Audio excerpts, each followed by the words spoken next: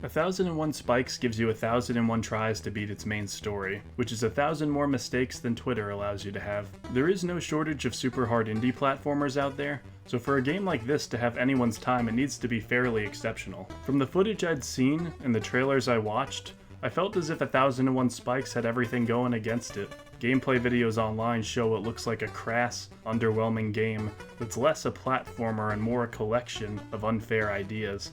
A video game that's more interested in tugging you along a frustrating, cluttered path than an engaging and sophisticated stage. Turns out, I was right. Mostly. 1001 Spikes doesn't know how to break conventional design standards in an interesting way. The game has you transversing several different archaeological ruins through intense, cramped platforming. You have the ability to throw knives to defeat enemies or halt their projectiles, and you actually have two different buttons for jumping, one small, one big. While it is weird that you don't just have a pressure-sensitive button for this, you quickly realize that having a fixed height attributed to both inputs is a godsend for surviving these levels. You'll never have the frustration of losing a life from hitting your head against the ceiling because you'd accidentally held the button down for too long, for instance. When I say this title doesn't break conventional design standards in an interesting way, I mean that it throws fairness out the window and doesn't do anything interesting with the absence of that fairness. Blocks that would impale or obliterate you don't always look the same, random tiles fall out from under your feet, and darts will not always fire out of totems. I had every intention of giving 1001 Spikes a bittersweet kind of review towards the beginning of my time with it. I thought several hours in I'd ultimately say something like, while controversial, 1001 Spikes invites you to become an expert in its own way. It uses its unfair mechanics to hone you into a better player, and because of the copious amount of lives it gives you, it ultimately doesn't feel too cheap. Yet, as I spent more time with the game, those thoughts soured in my stomach, and I knew that this video was going to come out very, very differently. There is nothing wrong with a difficult game, or even a very difficult game, but 1001 Spikes isn't bothered with setting consistent rules for itself and shaping you into a better platforming veteran within those rules. It gives each stage its own chaotic, hidden madness that you have to uncover purely through trial and error. And whether or not that bothers you is going to decide if you like this game. Spelunky this is not. Yeah, they're both slower and steady platformers that require careful planning that are themed after archaeological exploration. But whereas Spelunky always keeps you in the know on what can damage you and has consistency in its cruelty, 1001 Spikes is obsessed with generating frustration in any way it can.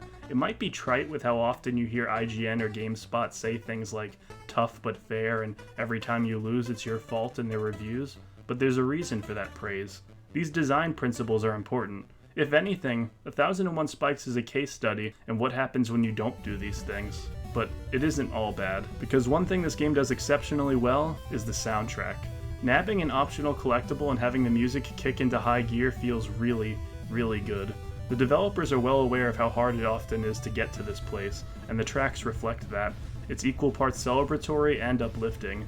It's certainly not worth the pain you've endured, but it's awesome, catchy, and atmospheric even. Speaking of atmosphere, at the end of each world there is a long corridor with no traps or enemies with the idol at the end. They provide some much needed levity in a game that's constantly trying to screw you over.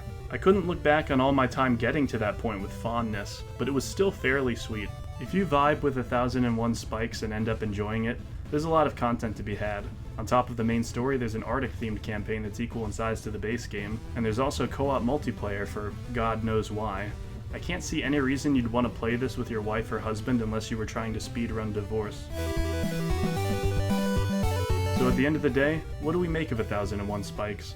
Well, even if you're a platforming veteran that survived the likes of Meat Boy, Dust Force, or The End Is Nigh, there's still a good chance you'll end up disliking this. Levels don't set up any consistency between themselves, with constant cheap shots, random spikes, and unexpected falling platforms.